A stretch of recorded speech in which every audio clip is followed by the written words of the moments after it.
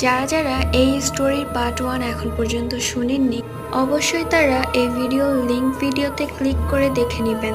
শুরু করছি নাম ধরে ডাক দেওয়ার স্টোরি পার্ট 2। ওই দিন আমি বাহিরে আমার স্কুল ড্রেস নিতে গিয়ে আমার নাম ধরে ওইখান থেকে কেউ একদম সরু গলায় ডাকলো।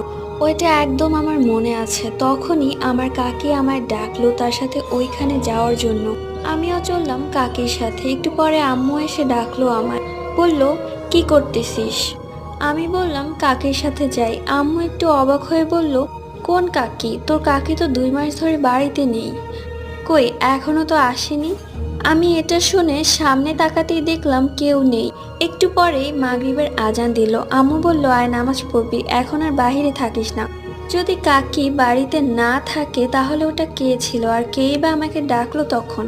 ঘটনাটি লিখেছে আমার একজন subscriber. Thank you so much, খুব সুন্দর করে গুছিয়ে লিখেছে। Bye by.